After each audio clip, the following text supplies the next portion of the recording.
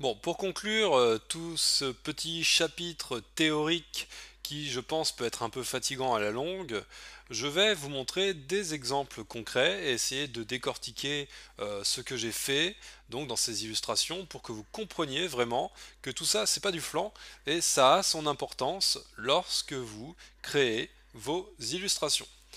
Moi, j'ai vraiment horreur, enfin en tout cas quand j'apprenais l'illustration, j'avais vraiment horreur d'avoir un point théorique que je n'arrivais pas à resituer dans une pratique quelconque. J'ai peur, malheureusement, que toute la théorie dont je viens de vous parler vous paraisse un petit peu absconse et donc que vous n'arriviez pas à la resituer dans des exemples pratiques. Donc pour éviter ça, bah, je vais vous décortiquer deux exemples de peintures que j'ai réalisées en reprenant point par point les choses dont j'ai parlé jusqu'ici. Donc ça, c'est une petite illustration peinture numérique que j'ai créée pour la couverture de ce magazine.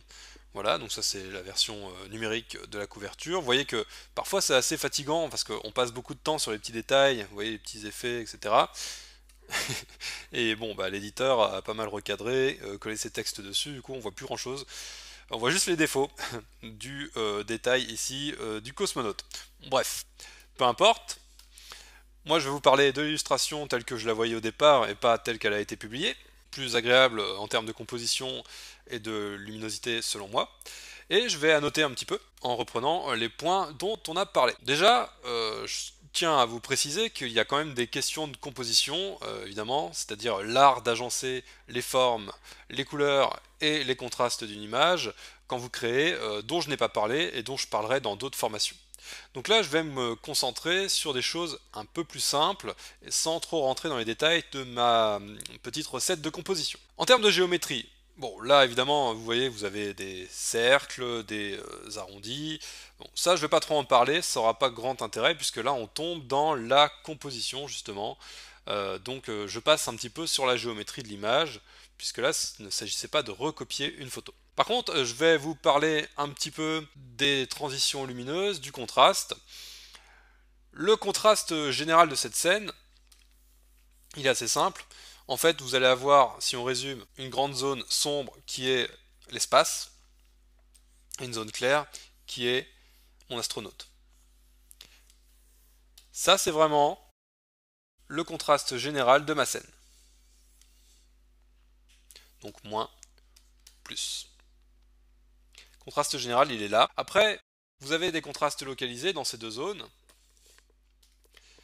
Ici, on a un petit élément qui vient faire du plus plus également en termes de luminosité, mais il ne vient pas interférer dans la lecture générale qu'on a de l'image. Ici, on a une luminosité un peu plus grande par rapport au reste du fond, mais en restant relativement égale en termes de luminosité. Et donc, le contraste localisé, on le retrouve partout. J'ai créé des petits points pour faire les étoiles.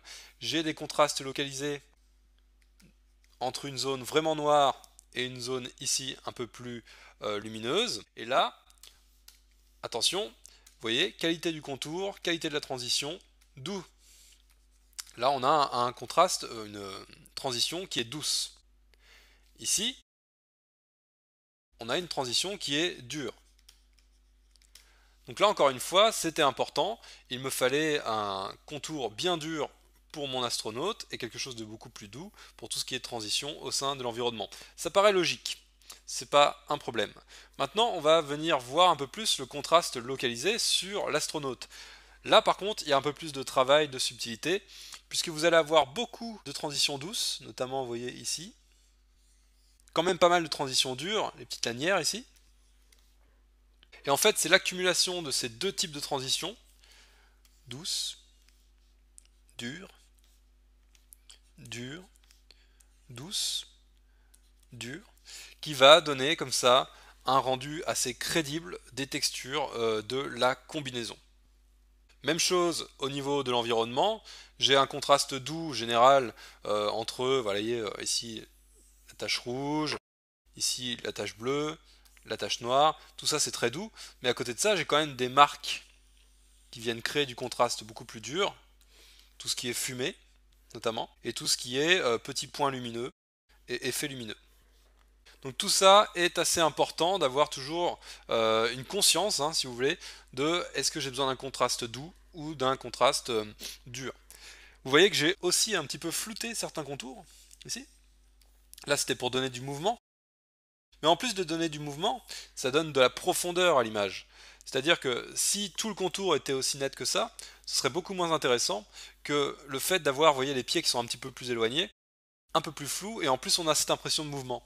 Donc là, la qualité des contours, la qualité floue des contours opposée à la qualité nette de ce contour-là, vient encore une fois améliorer la perception globale qu'on a de l'image. Encore un contour qui a été légèrement flouté, c'est celui-ci. Dans l'ensemble, la démarcation est nette, mais si vous regardez, vous voyez que j'ai utilisé quand même un léger flou pour suggérer encore une fois la distance. Donc tout ça, c'est des petites choses, mais plus vous allez en avoir conscience quand vous créez, plus le résultat final va être crédible et intéressant. En termes de saturation des couleurs, que j'ai très peu de saturation sur mon sujet principal.